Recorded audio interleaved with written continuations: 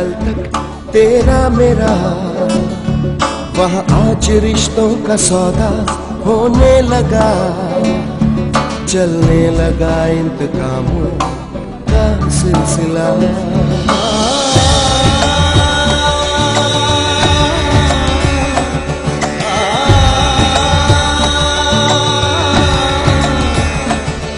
जब आसमानों की ख्वाहिश होने लगे, इंसानियत अपनी आदत खोने लगे, अब हार किसको मिले और जीत किसको मिले, बस वक्त के हाथ में है फैसला।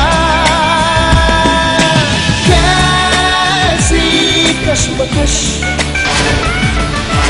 कैसी कशमकश।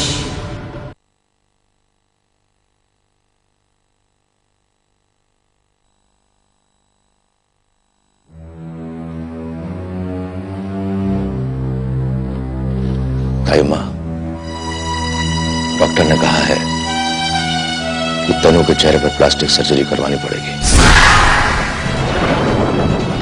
क्योंकि उसका चेहरा पूरी तरह से खराब हो चुका है। तो आप लोगों ने क्या फैसला किया? मैं क्या फैसला करूंगा? मैं क्या फैसला कर सकता हूं? आपको पता है तनु को अपने चेहरे से कितना लगाव रहा है। वो बचपन से अपने चेहरे से कितना प्यार करती रही। उसके चेहरे पर एक भी खरोंच आती थी तो वो बेचैन उठती थी, और उसकी बेचैनी देखकर मैं तड़प उठता था। लेकिन आज ये नौबत है कि हाँ, दुख की बात तो है,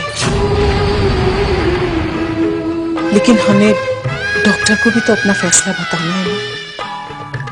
आप खुद ही सोचिए, जिस तनु को अपने चेहरे पर एक खरोंच बर्दाश्त नहीं होती थी, एक खरोंच देखकर वो बेचैन हो जाती थी, क्या आज वो अपना खौफनाक चेहरा देखकर बर्दाश्त कर पाएगी? नहीं विक्रम जी, जब भी तनु अपनी उस खौफनाक शक्ल को आईने में देखेगी, वो बर्दाश्त नहीं कर पाएगी। उसे अपने चेहरे से नफरत होने लगेगी, और मुझे तो डर है कि उसकी नफरत कहीं इस हद तक ना पहुंच जाए कि वो खुद को खत्म करने की कोशिश करे। मैं बस कह रही हूं, ऐसी नौबत आ सकती है, इसलिए हमें डॉक्टर की बात मान लेनी चाहिए, मान लेनी चाहिए।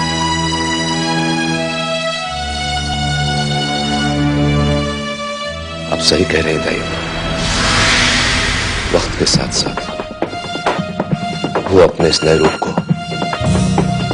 स्वीकार कर ही लेगी।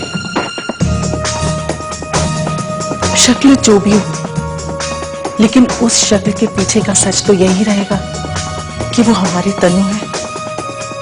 आराधन जी से भी पूछ ले कि वो क्या चाहती है। अब तनु पर मुझसे ज्यादा उनका अधिकार है। दुल्हन से क्या पूछना, वो तो कोई फैसला लेने की हालत में ही नहीं है। मैं तो आपसे यही कहूंगी कि आप डॉक्टर से बात कर लीजिए। जी भाई, ठीक है।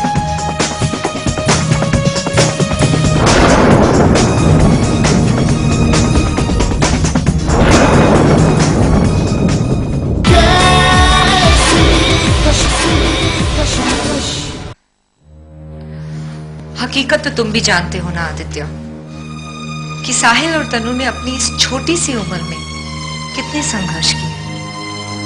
हाँ विनी, मुझे उनके साथ ज्यादा वक्त बिताने का मौका तो नहीं मिला, लेकिन जितना भी मैंने साहिल भैया के बारे में सुना है, उससे तो यही साबित होता है कि साहिल भैया जैसे इंसान बहुत कम हुआ करते हैं।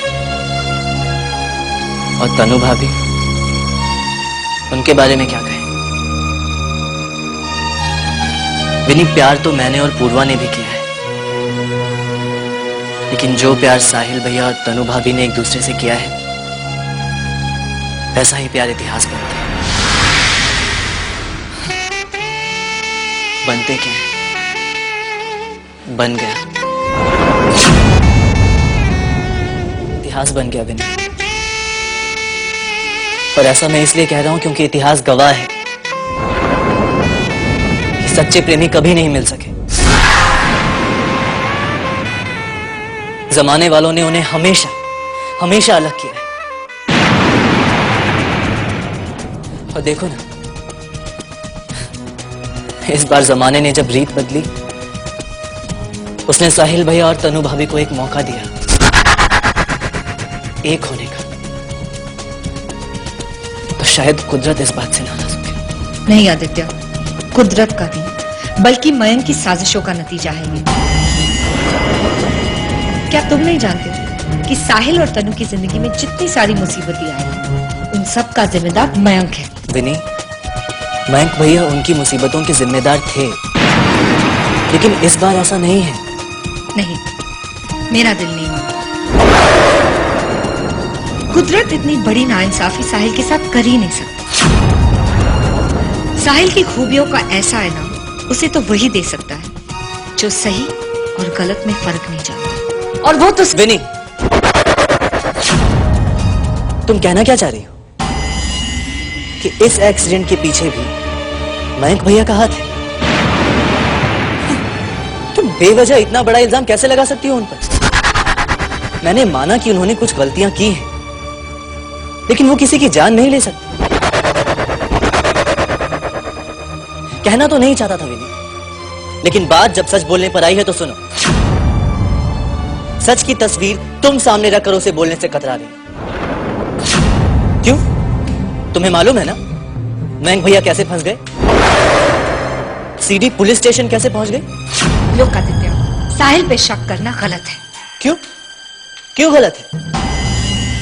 ये तो सब जानते हैं ना कि सीडी किसके पास थी। इसलिए प्लीज बेवजह ये साबित करने की कोशिश मत करो कि तुम जवाब जानती हो। तुम हमेशा साहिल भैया की तरफ से ही क्यों बात करती हो? तुम्हारा उनके साथ रिश्ता क्या है मैं नहीं जानता, और ना ही जानना चाहता हूं। लेकिन एक बात, मयंक भैया के खिलाफ बोलने की कोशिश मत करना, क्योंकि उनकी सच्चाई मैं तुमसे बेहतर जानता हूं। मयंक भैया के साथ मेरा रिश्ता है, भाई का रिश्ता।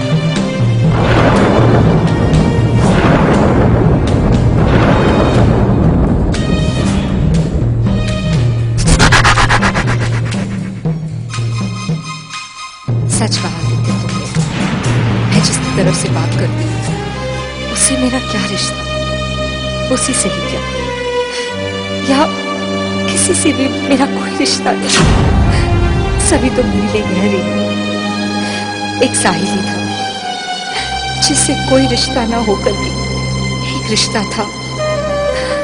अब जब वो ही नहीं तो फिर मैं यहाँ किस लिए हूँ? अब मेरा यहाँ क्या काम? क्या पता आज आदित्य ने मुझे गैर होने का एहसास दिला दिया, कल शायद कोई और नहीं, इससे पहले कि कोई और भी मुझे गैर होने का एहसास दिला दे। मुझे यहाँ से चले जाना चाहिए। मेरा यहाँ कोई काम नहीं, कोई काम नहीं।